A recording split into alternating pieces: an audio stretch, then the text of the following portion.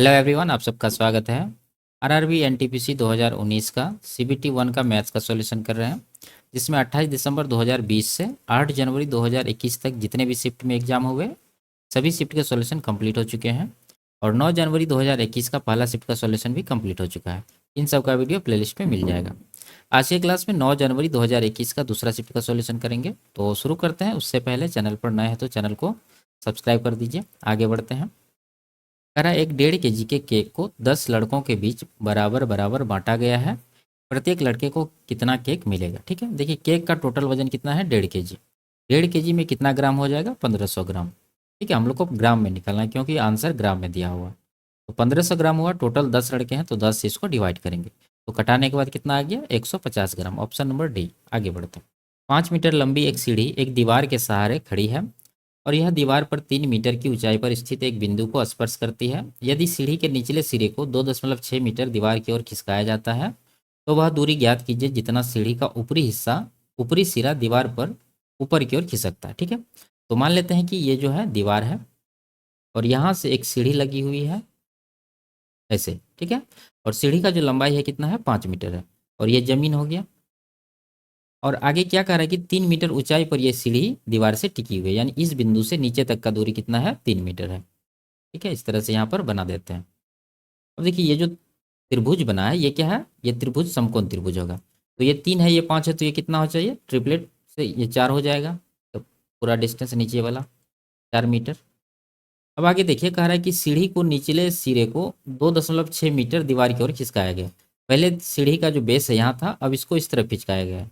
तो यहाँ जब खिसकाएंगे तो पूरा 4 है, 2.6 खिसकाना है, तो लगभग यहाँ पर आ जाएगा सीढ़ी का बेस। जब यहाँ पर आएगा तो सीढ़ी ऊपर की ओर खिसक जाएगा। तो कितना खिसकेगा यही पूछ रहा है। ठीक है, तो इस तरह से मान लीजिए सीढ़ी लग गया। तो इस बिंदु से इस बिंदु के बीच का दूरी निकालना है। ठीक है, यहाँ पर यहाँ से लेके यहाँ तक। तो देखिए यहाँ पर 3 है, 5 है, ये 4 है और ये 2.6 मीटर खिसकाया गया है। तो ये जो दूरी बचा सीढ़ी और ये दीवार के बीच कितना बचा? 4 में 2.6 माइनस करेंगे तो 1.4 बचेगा। ठीक है, मीटर में। अब यहाँ पर जो सीढ़ी का लंबाई पहले 5 था, अभी भी तो 5 ही रहेगा क्योंकि सीढ़ी तो वही है। ठीक है, तो ये सीढ़ी का लंबाई भी 5 ही है। अब यहाँ पर फिर से ट्रिपलेट से हम लोग इसका पूरा दूरी निकालेंगे। सीढ़ी का ऊपरी हिस्सा यहाँ से और नीचे तक का दूरी। तो यहाँ 5 है, 14 है, तो कौन सा ट्रिपलेट इसमें लगाया गया है? 5 है, 1.4 है, तो यहाँ पर क्या आएगा? देखिए हम लोग यहाँ पॉइंट है, इसको 5 से जब गुना करेंगे तो पॉइंट समाप्त हो जाएगा। तो 5 से हम लोग इसमें क्या करते हैं? गुना करते हैं। तो पूरा में 5 से गुना कर रहे हैं। 5 गुना 5 25, 14 पंजे 70, यानी कि ये 7 आ जाएगा। देखिए 25 से 7 है तो ये कौन सा होता है? 24 होगा। 7 24 25 का ट्रिपलेट होता है। तो ये जो 24 आया है, ये 24 आंसर नहीं होगा क्योंकि हम लोग डेटा में यहाँ पर 5 से गुना किए थे। तो फिर से इसमें क्या करेंगे? 5 से भाग करेंगे तब जाके ओरिजिनल डेटा प्राप्त होगा। जब 5 से इसको डिवाइड करेंगे तो कितना आएगा? 5 चौके 20, 5 अट्ठे 40, 4.8 मीटर। यानी यहाँ से लेके पूरा डिस्टेंस कितना आ गया है? 4.8 मीटर। और ये है 3 नीचे वाला, तो ऊपर वाला हिस्से कितना बचा? ये इसमें माइनस करेंगे, यानी 4.8 में 3 माइनस करेंगे तो 1.8 इसका आंसर होगा। Option number C. ठीक है, आगे बढ़ता हूं। यदि कोई धनराशि साधारण ब्याज की 5% वार्षिक दर पर 2 वर्ष बाद 26,400 रुपया हो जाती है तो धनराशि ज्ञात कीजिए। ठीक है, सिंपल सा है। 5% की दर से 2 वर्ष में 10% ब्याज मिलेगा तो धनराशि कितना बनेगा? 110%। ठीक है, और इसी का वैल्यू यहाँ पर दिया है 26,400। तो धनराशि पूछ रहा है तो 100% का निकालना होगा। ये कितना हो जाएगा? 264 पर 2 जीरो है, इसको 110 से डिवाइड करेंगे और 100 से गुना करेंगे तो जीरो जीरो काट देते हैं। 11 से इसको कटाएंगे, 11 दूना 22, 11 चौक 44, 2 जीरो। ठीक है, 2400, एक जीरो यहाँ पर भी है तो 24,000 इसका आंसर होगा। ऑप्शन नंबर डी इसका सही आंसर है। आगे बढ़ते हैं। 450 यात्रियों से भरी एक रेलगाड़ी ने चलना शुरू किया। पहले स्टॉप पर उनमें से 1/9 यात्री नीचे उतरे और 20 नए यात्री चढ़े। दूसरे स्टॉप पर उस समय मौजूद यात्रियों का 1/6 यात्री नीचे उतरे और 19 यात्री चढ़े।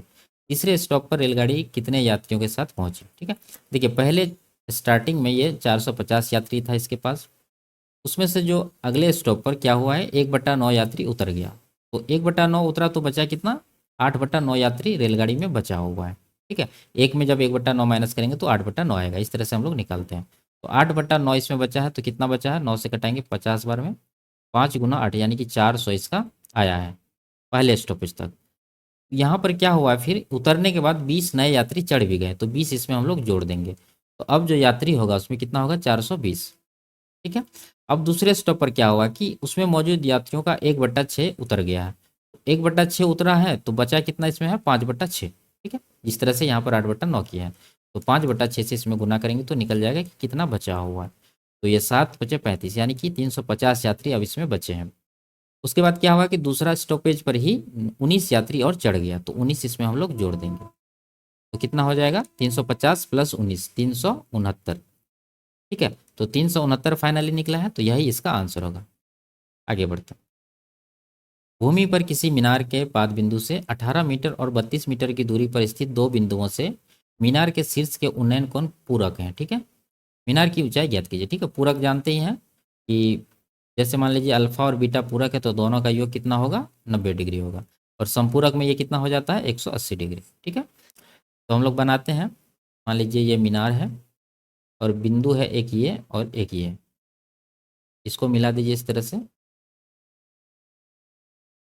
ठीक है।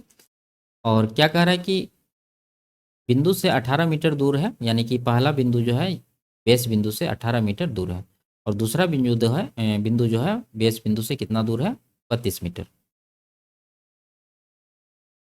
और आगे कह रहा है कि इनके उन्नयन कोण पूरक हैं। तो मान लीजिए एक कोण थीटा है तो दूसरा कितना होगा, 90 माइनस थीटा। ठीक है। इन दोनों को जोड़ेंगे तो 90 डिग्री होगा। अब यहाँ पर निकालना क्या है, मीनार की ऊंचाई। ऊंचाई को क्या मान लेते हैं, एच। तो इसमें 10 का लगा सकते हैं, नहीं तो आप लोग इसको डायरेक्ट भी रख सकते हैं। ठीक है। इन दोनों का गुणनफल का वर्गमूल जो होगा वही आंसर होगा। तो हम एक बार निकाल के यहाँ पर दिखा देते हैं। 10 थीटा लगाएंगे यहाँ पर। 10 थीटा लिखें तो इसका मतलब इस एंगल पे लगा रहे हैं, तो क्या होता है, P/B। P है इसका H और B है कितना, 18। ठीक है। अब इस एंगल पे लगाएंगे 10 90 माइनस थीटा। ठीक है। 90 माइनस थीटा बराबर, इसके लिए भी P यही है H, और इसके लिए B कौन सा है, 32, तो 32 नीचे आएगा। ठीक है। 10 90 माइनस थीटा को हम लोग लिख सकते हैं कॉट थीटा। कॉट थीटा बराबर H/32। ठीक है। अब ये जो आया था पहला और दूसरा, दोनों को गुना कर दीजिए। जब दोनों को गुना करेंगे तो 10 कॉट कट के 1 हो जाएगा, 1 बराबर हो जाएगा इस तरफ वाला गुणनफल, यानी H/18 गुना H/32। तो 18 गुना 32 इस तरफ आएगा और H² उधर हो जाएगा, यानी कहने का मतलब है इसका जो बनेगा H² बराबर 18×32। 18×32, तो H का स्क्वायर जब हटाएंगे तो H बराबर कितना होगा, 18/32 का वर्गमूल। तो इस तरह से लिख देते हैं 18×32 का वर्गमूल कितना आएगा। देखिए 18 का 9×2 तोड़िए, तो 9 का तो 1 3 बाहर आएगा। ठीक है। और ये 2 32 में गुना करिए, 64 होगा, 64 का 8 बाहर आएगा, यानी कि कुल मिला के 3×8 इसका आंसर होगा। तो ऑप्शन नंबर डी इसका सही आंसर है, 24। आगे बढ़ते हैं। वह बड़ी से बड़ी संख्या ज्ञात कीजिए जिससे इन तीनों को विभाजित करने पर क्रमशः 3 7 6 शेषफल प्राप्त होता है। तो वो जो संख्या होगा इन तीनों का एचसीएफ नहीं होगा, पहले हम लोग माइनस करेंगे, माइनस करने के बाद जो संख्या बचेगा वही तीनों का एचसीएफ होगा। ठीक है। तो 55 में 3 माइनस कर रहे हैं तो कितना बच रहा है, 52। 72 में 7 माइनस कर रहे हैं तो कितना बच रहा है, 65। और 123 में 6 माइनस कर रहे हैं तो कितना बच रहा है, 117। अब इन तीनों का एचसीएफ निकालना है, तो एचसीएफ कितना आ जाएगा, देखिए 13 का मल्टीपल है सब, 13 चौके 52, 13 पचे 65, 13 नंबर 117, तो इसका एचसीएफ आएगा कितना, 13। तो वही ये नंबर है जो इन तीनों को काट देगा। तो ऑप्शन नंबर ए इसका सही आंसर है। आगे बढ़ते हैं। एक पुल में 3 नल है, पुल को भरने में पहले नल को 4 दिन, दूसरे नल को 2 दिन और तीसरे नल को 12 घंटे लगते हैं। तीनों नलों का उपयोग करके पुल को भरने में कितना समय लगेगा। देखिए तीसरा नल का समय है घंटा में, और आंसर भी कितना है, आंसर तो घंटा में भी है और दिन में भी है। तो हम लोग क्या करते हैं, दिन को घंटा में बदल लेते हैं, बाद में आंसर मिला लेंगे। तो पहला नल जो होगा, मान लेते हैं पहला नल ए है जो 4 दिन में करता है, तो 4 दिन बराबर कितना घंटा होगा, एक दिन 24 घंटा का होता है। ठीक है। 12 घंटा नहीं, तो 24×4 करेंगे तो 96 घंटा हो जाएगा इसका। दूसरा नल बी है, मान लेते हैं 2 दिन में कर रहा है तो 24×2 48 घंटा इसका हो जाएगा। और तीसरा नल सी का 12 घंटा दिया हुआ है। तो इन तीनों का एलसीएम होगा जो पूल का कैपेसिटी, तो 96 आ जाएगा एलसीएम। 96 से एक बार में, 2 बार में ये 48 से जाएगा, और 12 से 8 बार में जाएगा। ठीक है। अब सभी को एक साथ खोलने पर कितना समय लगेगा यही पूछ रहा है। तो 96 टोटल वर्क है, इसको टोटल एफिशिएंसी से डिवाइड करिए, 8 2 10 1 11, तो 96/11 हो रहा है। देखिए यहाँ 11 8 88 8 96, ये इसका घंटा में आंसर दिया हुआ है, यही निकल के आया है, तो ये इसका सही आंसर है। आगे बढ़ते हैं। राज्यपाल ने साधारण ब्याज की 10% वार्षिक दर पर निश्चित राशि 1.5 वर्ष के लिए उधार दी। उसने वही राशि समान अवधि के लिए समान चक्रवृद्धि ब्याज की दर पर, और ब्याज अर्धवार्षिक रूप से चक्रवृद्धि होता है, पर अपने किसी दोस्त को उधार दे दी। इस प्रकार उसने 305 रुपये कमाए। धनराशि ज्ञात करिए। ठीक है, देखिए इसको सक्सेसिव परसेंटेज से भी बना सकते हैं और रेशियो से भी। तो हम लोग सक्सेसिव से बनाते हैं। देखिए 10% का रेट है तो 1.5 वर्ष में कितना बनेगा? 15%। ठीक है, और जब चक्रवृद्धि कैलकुलेट होगा तो यहाँ छमाही कैलकुलेट करना है, तो 5-5% का 3 बार कैलकुलेट किया जाएगा, क्योंकि 1.5 वर्ष में 3 छमाही अवधि होगा। तो इसको कैसे कैलकुलेट करते हैं आपको याद भी होना चाहिए। 5-5% का 3 साल के लिए सक्सेसिव इफेक्टिव परसेंटेज कितना होता है? 15.7625। ठीक है, इतना परसेंट होता है। ऐसे निकालते हैं इसको। तीनों को गुना करिए। तीनों को पहले जोड़ना है, तो 5-5-5 15 हो जाएगा। प्लस करना है, दो दो का पेयर बना के जोड़ गुना करिए। दो जैसे 5 × 5 25 हुआ। फिर से यहाँ 25 हुआ। अब लास्ट वाला और फर्स्ट वाला करिए, इधर भी 25 हो रहा है। तो 3 बार 25 आया, तीनों को जोड़िए, 25 दिया 75 हो जाएगा। इसको 100 से डिवाइड करना है। ठीक है, प्लस अब लास्ट में क्या करना है? तीनों को गुना करना। 5 × 5 25, 25×5 125। 125 को 10,000 से डिवाइड करना है। ठीक है, तो ये आएगा 15 प्लस 0.75 प्लस 0.0125। ये जोड़ने के बाद कितना आएगा? 15.7625%। ठीक है, तो ये चक्रवृद्धि में ये आ गया और साधारण में ये आया, तो कितना का डिफरेंस आया है? 0.7625% का। इसी का वैल्यू ये रुपया में दिया हुआ कितना? 305। तो मूलधन निकालना तो 100% का। 100% का कितना हो जाएगा? ये हो जाएगा 305/0.7625 गुना 100। अब यहाँ से दशमलव हटा के यहाँ पर 1 पर 4 जीरो लगा दीजिए। अब इसको कटाइए, 3 से कटाएंगे 2 बार में। ठीक है, 610 हुआ। इधर आ गया कितना?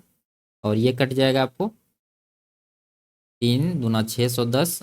बचा कितना? 152। ठीक है, 5 5 1525 आया।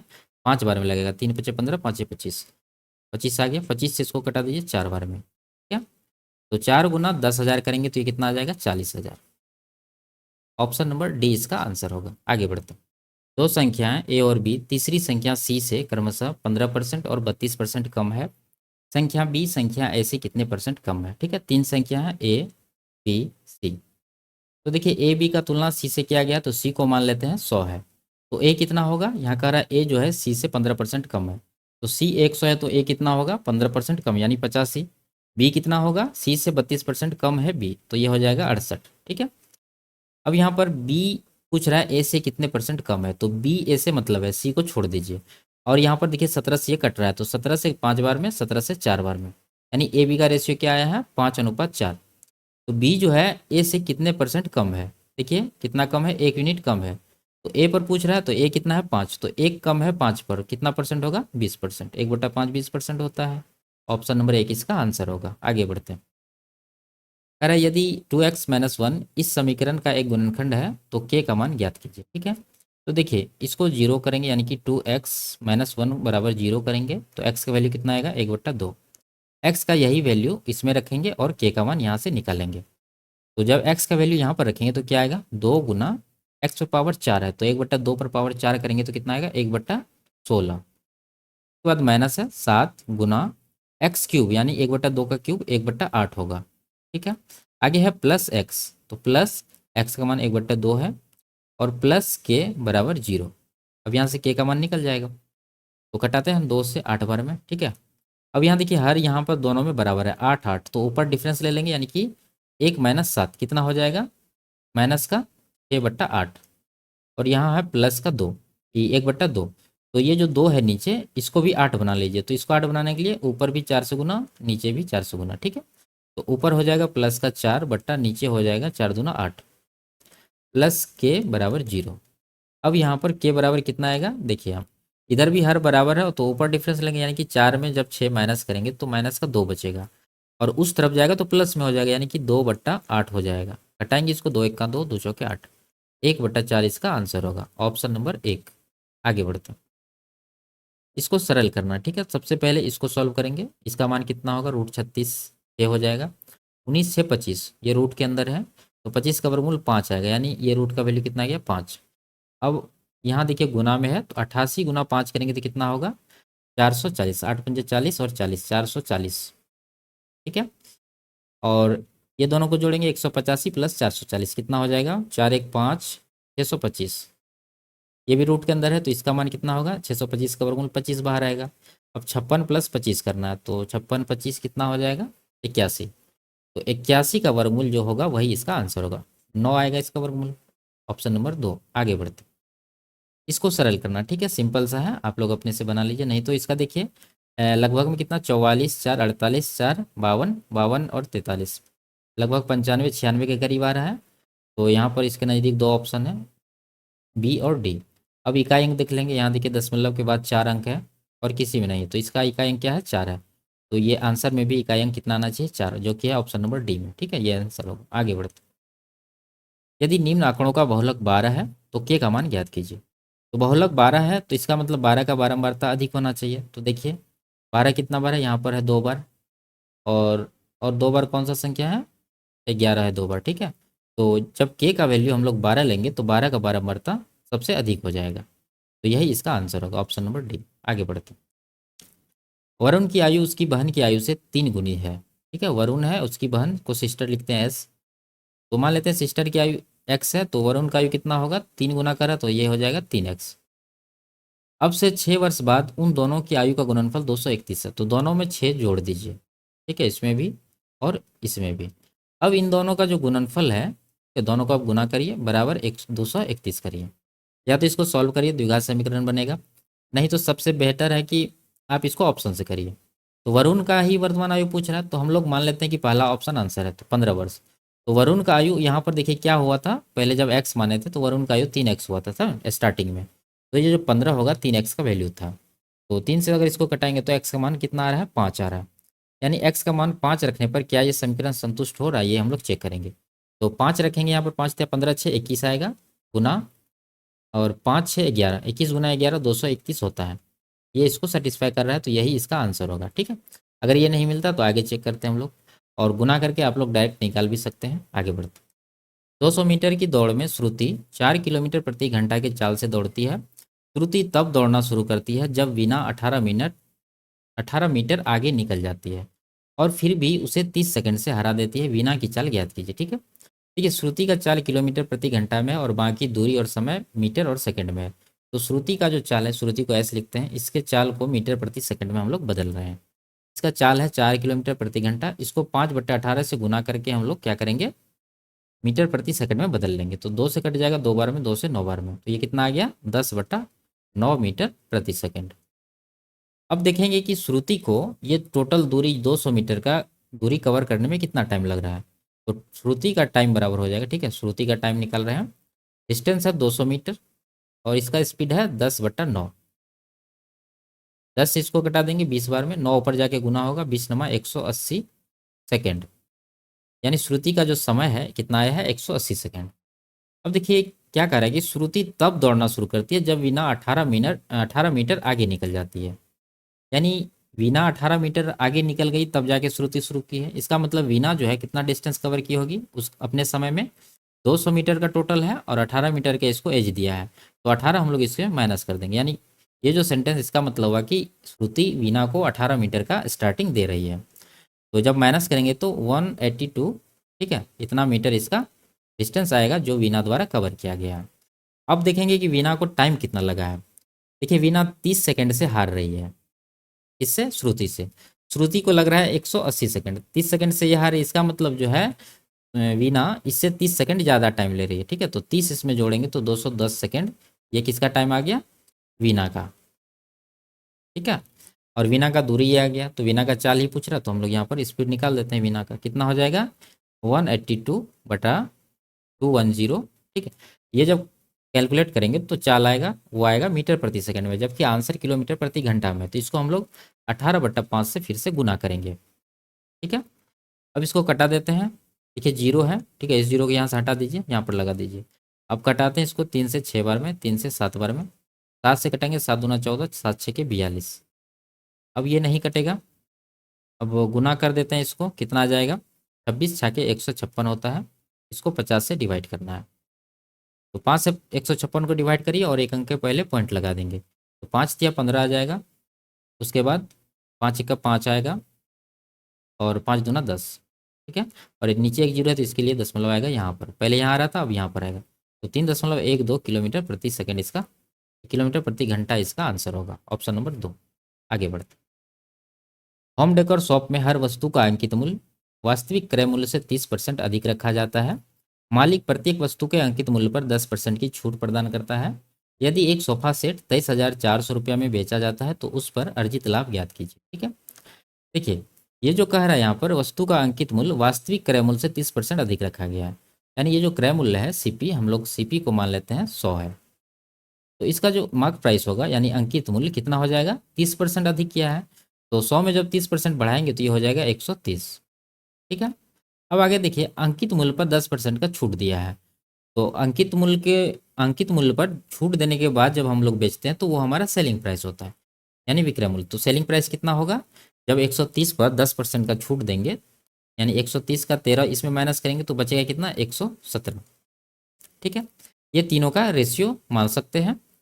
अब आगे देखिए कि यदि सोफा सेट को इतना में बेचा गया, यानी इसका सेलिंग प्राइस 23,400 है, तो ये 117 यूनिट का वैल्यू हुई 23,400 रुपया होगा, ठीक है। जब इसको डिवाइड करेंगे तो कितना आएगा, 200 गुना आएगा। पूछ क्या रहा है, उस पर अर्जित लाभ।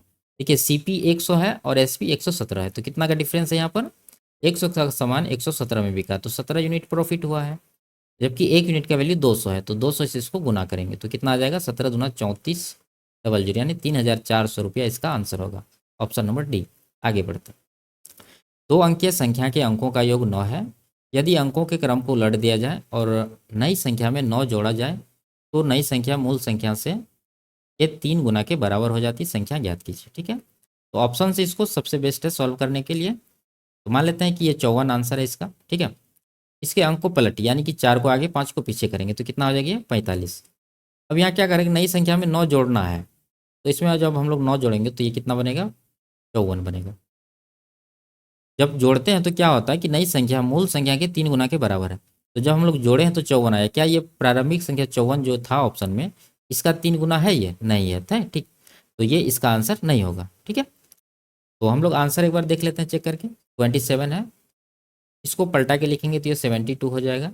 इसमें 9 जोड़ेंगे, ठीक है, सवाल के अनुसार, तो ये 81 बन जाएगा। क्या ये 81 27 का 3 टाइम्स है कि नहीं है, 27 या 81 होता है, ये है, तो ये इसका आंसर होगा, ठीक है। आप इस तरह से ऑप्शन चेक करके निकाल सकते हैं। आगे बढ़ते हैं। एक गोलाकार गुब्बारे में और अधिक हवा भरने पर उसकी त्रिज्या 5 सेंटीमीटर से बढ़कर 10 सेंटीमीटर हो जाती है। मूल गुब्बारे और फुलाए गए गुब्बारे के पृष्ठीय क्षेत्रफल का अनुपात क्या होगा। देखिए यहाँ दोनों का त्रिज्या दिया है 5 और 10, इसको कटाइए और रेशियो लीजिए, कितना आएगा, 5 × 5 5 दूना 10, यानी इसका जो रेडियस का रेशियो आया कितना है, 1:2। तो इसका जो एरिया का रेशियो होगा इसके स्क्वायर में होगा, हम पहले भी बता चुके हैं। तो ये कितना होगा, 1 का स्क्वायर 1 और 2 का स्क्वायर 4, 1:4 इस सवाल का आंसर होगा, ऑप्शन नंबर 1, ठीक है। और आयतन का जब पूछता तो क्या करते हैं हम लोग, इसका क्यूब करते, यानी 1 का क्यूब 1, 2 का क्यूब 8। आगे बढ़ते। दो संख्याओं का अनुपात 3:2 है। यदि पहली संख्या से 8 घटाया जाता है और दूसरी संख्या से 6 घटाया जाता है तो अनुपात 5:4 हो जाता है। संख्याएं ज्ञात कीजिए। देखिए पहले का जो अनुपात है कितना है, 3:2 हम लोग लिखेंगे यहाँ पर, और लास्ट का अनुपात क्या है, 5:4 है। और ये 5:4 क्यों आया है, क्योंकि पहली संख्या में 8 घटाए हैं और दूसरी संख्या में 6 घटाए हैं। इस तरह से हम लोग पहली संख्या के रेशियो के सामने लिख देंगे जो चेंज किए हैं, और दूसरा में दूसरा का। अब यहाँ पर गुना करेंगे, क्रॉस मल्टीप्लीकेशन, कितना आएगा, 4×3 = 12, 5×10, 10 और 12 का अंतर कितना रहा, 2 यूनिट। और इसी तरह से नीचे भी करेंगे, 6×5 = 30, 8×4 = 32, इधर अंतर कितना रहा, 2 यूनिट। इधर भी 2 का अंतर है, इधर भी 2 है, यानी कहने का मतलब कि 2 यूनिट का वैल्यू 2 है, सीधा 1 गुना है।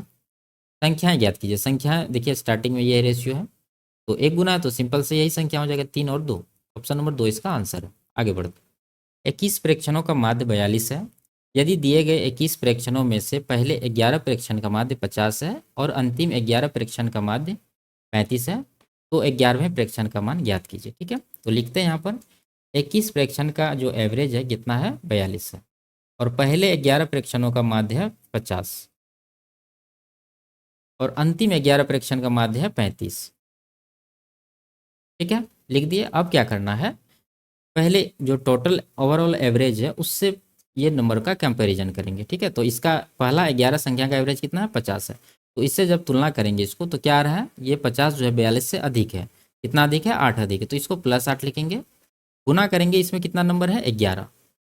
तो 11 8 88 आया है, प्लस में आया है। उसी तरह से दूसरा से भी कंपेरिजन करेंगे इसको। तो यहाँ पर देखिए 42 है, यहाँ 35 है, तो -7 है यहाँ पर, मतलब 7 कम है। टोटल नंबर 11 है, तो 11 से गुना करेंगे, तो 11 से 77 माइनस का आ रहा है। अब जब इन दोनों को कैलकुलेट करेंगे तो कितना आएगा, प्लस का 11 आएगा। नहीं, इसका जो डेविएशन आया है 11 आया है। अब करना क्या है, जो 11वां नंबर होगा वो कौन सा होगा, वो होगा ये ओवरऑल का एवरेज यानी कि 42। अब यहाँ जो +11 आया है, तो हम लोग क्या करेंगे, यहाँ +11 करेंगे या -11 करेंगे। उसके लिए आपको समझना होगा, यहाँ पर देखिए टोटल नंबर 21 है, और ये जो तोड़ के दिया है 11 और 11, यहाँ पर टोटल नंबर कितना हो रहा है, 22 हो रहा है। तो यहाँ पर 22 नंबर है, पहले 21 था, तो यहाँ पर ज़्यादा हो रहा है। जब यहाँ पर नंबर ज़्यादा रहे तो जो डेविएशन आएगा, प्लस में आएगा तो प्लस कर देंगे, माइनस में आएगा तो माइनस कर देंगे। तो प्लस करेंगे तो ये कितना आएगा, 53। अब माइनस कब करेंगे, यहाँ पर देखिए, अगर मान लीजिए कि यहाँ ऊपर वाला नंबर 21 है, नीचे वाला नंबर 10 मान लीजिए 11 है, उसके बाद दूसरा दे देता 9। ठीक है, यानी पहला 11 नंबर और अंतिम 9 नंबर का औसत देता। तो यहाँ पर टोटल नंबर जोड़ के कितना हो रहा है, 11 9 20, जो कि टोटल नंबर जो पहले दिया हुआ था 21 से कम है। कम है तो हम लोग क्या करेंगे, यहाँ जो डेविएशन आएगा वो अपोजिट लिखेंगे। प्लस का 11 है तो माइनस का 11 लिखेंगे, अगर प्लस का 10 आएगा तो माइनस का 10 लिखेंगे। ठीक है, और माइनस में 10 रहेगा तो प्लस का 10 करेंगे। इस तरह से इसको कर सकते हैं। आगे बढ़ते हैं। यदि sine theta minus cos theta बराबर 0 है और यह पहले चतुर्थांश में कोण है तो इसका मान ज्ञात कीजिए। ठीक है, देखिए sine theta minus cos theta 0, इसका मतलब साइन थीटा कॉस थीटा का वैल्यू बराबर है। तो किस डिग्री के वैल्यू पे दोनों बराबर होता है, थीटा बराबर 45 डिग्री पे दोनों वैल्यू बराबर होता है। ठीक है, जब दोनों बराबर हैं तो हम लोग यहाँ पर इसको चेंज कर सकते हैं, यानी साइन थीटा को कॉस थीटा में लिखिए। तो जब इसको कॉस करेंगे, 3 पहले से है तो टोटल दोनों को जोड़ने के बाद कितना हो जाएगा, 4 cos³ थीटा। ठीक है, इसको कॉस थीटा में बदले हैं इसलिए ये 4 हो गया, पहले 3 था, एक इसको जोड़ेंगे तो 4 हो जाएगा, 4। अब थीटा का मान 45 इसमें रखेंगे तो कॉस 45 का मान होता है 1/√2। ठीक है, इसका क्यूब करना है तो टोटल कितना होगा, 4 गुना 1/2√2। 2 से कटाएंगे 2 बार में, √2 से इसको कटाएंगे √2 बार में, तो इसका जो आंसर आएगा कितना आएगा, √2, ऑप्शन नंबर सी। आगे बढ़ते हैं।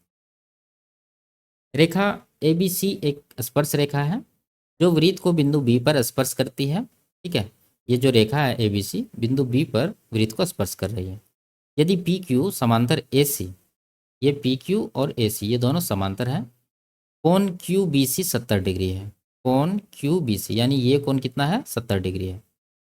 तो पूछ रहा है कोण PBQ ये कोण पूछ रहा है। ठीक है, थीटा मान लेते हैं। अब देखिए ये वृत्त है, इसमें ये नियम होता है कि ये कोण जो है 70 डिग्री ये कोण के बराबर होगा, यानी ये जब 70 है तो ये भी 70 होगा, और इधर ये वाला कोण और ये वाला कोण बराबर होता है। इस तरह से इसको समझ लीजिए, याद रख सकते हैं इसको। तो ये कोण आ गया 70 डिग्री। अब आगे देखिए, ये 70 है तो बताइए ये कोण कितना होगा, यानी कोण PQB ये कितना होगा।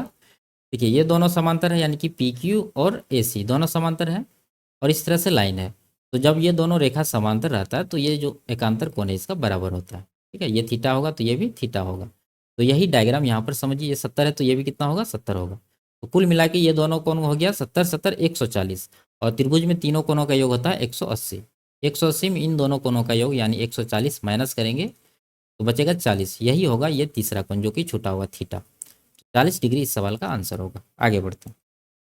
एक वस्तु को 1785 रुपया में बेचने पर विक्रेता को 15% की हानि होती है। 15% लाभ प्राप्त करने की उस वस्तु का मूल्य क्या होना चाहिए। देखिए 1785 में बेचा है, 15% का हानि हुआ तो वस्तु कितना में बिका होगा, 85% में। अब इसको 15% का लाभ चाहिए तो वस्तु बिकेगा कितना में, 115% में। ठीक है, अब देखिए यहाँ पर कटाते हैं 17 से, 17 का 17, 17 पचे 85, और ये 5 बार में, 5 से इसको कटाएंगे 23 बार में। अब 105 गुना 23 करेंगे कितना होगा, 23 गुना 100 करिए 2300 होगा, 23 गुना 5 करिए 115 होगा। तो 2300 प्लस 115 2415 इस सवाल का आंसर होगा, ऑप्शन नंबर 1। आगे बढ़ते हैं। इसको सरल करना है। ठीक है, तो पहले यहाँ कोष्टक है इसको करते हैं 17 में 2 घटेगा, 15 बचेगा। 15 से 45 को डिवाइड करेंगे तो 3 होगा, ये 3 आ गया। और आगे देखिए यहाँ पर है भी कोष्टक है, ये कितना होगा, 2 1 3, आगे माइनस है तो माइनस 3 दूना 6, यानी ये कोष्टक हो गया -6। अब यहाँ जब ये कोष्टक हटाएंगे तो बाहर गुना है, इधर भी गुना है और इधर आगे भाग है। तो पहले भाग हो जाएगा, इसको कटा देते हैं 0 0, ये आ गया 180। गुना देंगे, इधर 3 है इधर 2 है, 3 दूना 6 से गुना कर दीजिए इसको। और यहाँ माइनस का 6 आया है तो माइनस का 6 करेंगे। 18 छके 108, यानी कि 1080 माइनस 6, 1074 इस सवाल का आंसर आएगा, ऑप्शन नंबर डी। आगे बढ़ते हैं। 16 आदमी एक कार्य को 24 दिन में पूरा कर सकते हैं। ये 16 मेन है और ये 24 दिन में काम को पूरा कर रहे हैं। और 24 महिलाएं उसी कार्य को 32 दिन में पूरा कर सकती है। तो 24 महिलाएं को वोमेन लिखते हैं और ये 32 दिन में काम को पूरा कर सकते हैं। तो दोनों का टोटल कार्य बराबर कर देंगे और यहाँ से मैन और वोमेन का इफिशियंसी निकाल लेंगे। तो देखिए यहाँ पर 24 24 कट जाएगा 16 से 2 बार में, तो मेन का ये हो जाएगा, वोमेन का 1 हो जाएगा। तो मेन बट्टा वोमेन क्या आ जाएगा, 2:1। यहाँ तक क्लियर है। अब देखिए टोटल वर्क निकालेंगे, तो टोटल वर्क कितना हो जाएगा, चाहे इन दोनों का वैल्यू इसमें रख दीजिए चाहे इस तरफ रख दीजिए, दोनों में बराबर आएगा। तो हम लोग यहाँ पर रख रहे हैं, ठीक है, इसमें। और इसमें जो वैल्यू रखेंगे कटाने से पहले वाला यानी स्टार्टिंग वाला वैल्यू में वैल्यू रखेंगे। तो 16 एम है तो 16 गुना एम का एफिशिएंसी 2 आया तो 2 से गुना करेंगे। और इसको 24 दिन लग रहा है तो 24 से भी गुना करेंगे। तो ये कितना होगा, गुना करिए, 24 गुना 48 हो रहा है इधर, 16 गुना 48 कितना हो जाएगा, ये 16 अट्ठा 128 का 8 बचा 12, 16 चौके 64, 12 73, यानी 768। ठीक है, इतना काम हो गया टोटल वर्क। अब आगे है कि 16 पुरुष और 16 महिलाओं ने मिलकर 12 दिनों तक कार्य किया।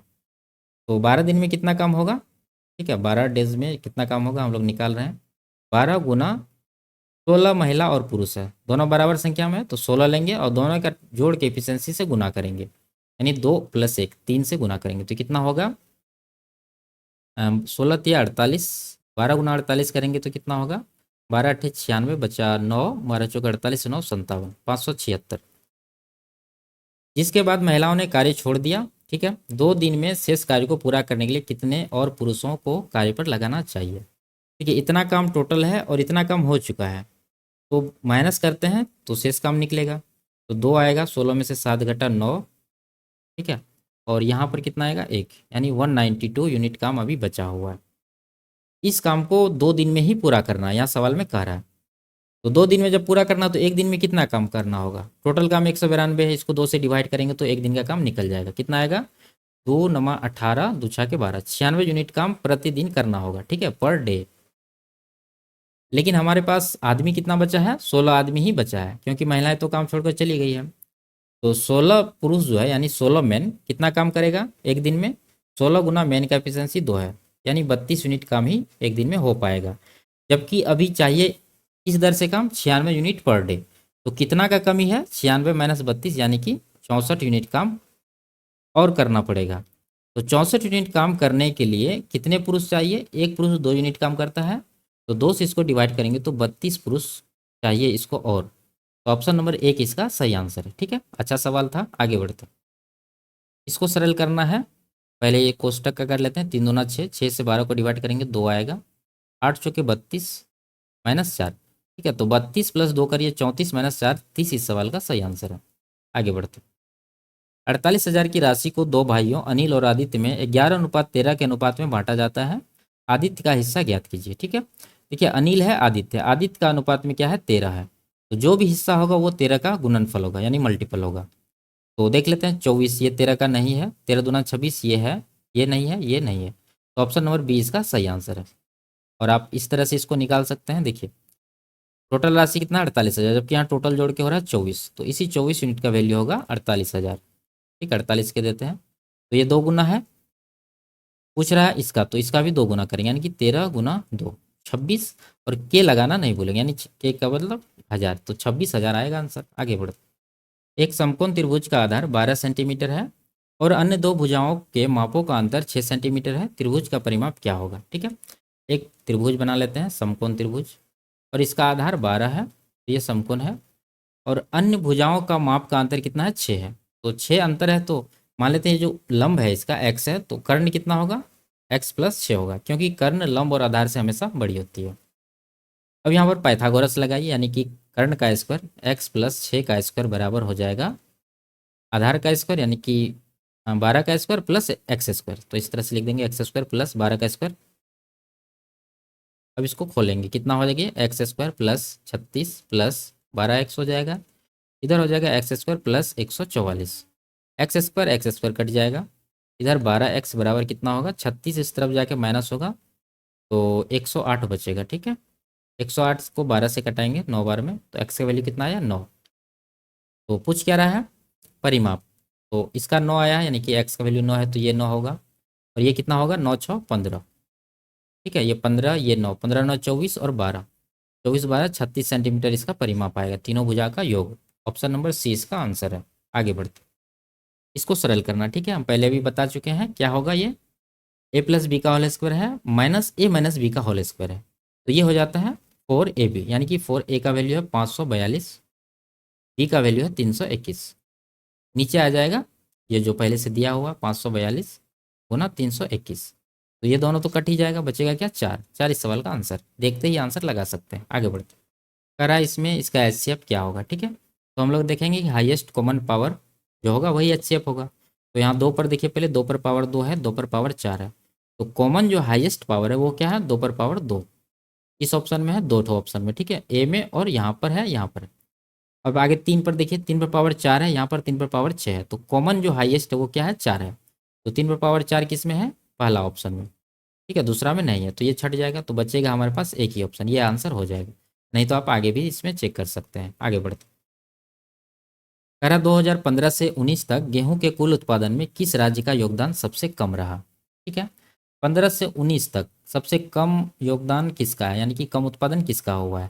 ठीक है, तो देखिए यहाँ डी जो है इसमें सभी उत्पादन सिंगल डिजिट में ही है, तो इसका सबसे कम हो जाएगा 814, 8 22 9 31 और 7 38। ठीक है, तो ऑप्शन नंबर डी इसका सही आंसर है, सबसे कम यही है।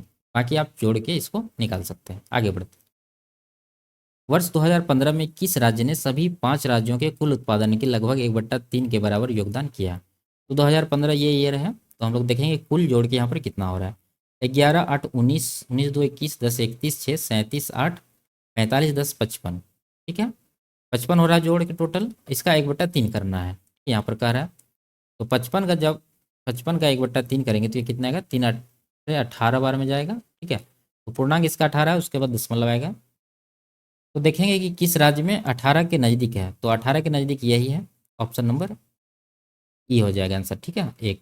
आगे बढ़ते दिया गया पाई चार्ट एक कस्बे की जनसंख्या दर्शाता है। यदि कस्बे की कुल जनसंख्या इतना है तो पशुओं की जनसंख्या कितनी है। तो पशु का कितना है देखिए, हम ये डिग्री में है, तो एनिमल यहाँ पर है 30 डिग्री। ठीक है, 30 डिग्री निकालना है, जबकि वृत्त का चारों तरफ का कोण कितना हो जाएगा, ये 360 डिग्री हो जाएगा। और 72 यानी कि 7,20,000 का निकालना, तो इसको गुना करेंगे यहाँ पर।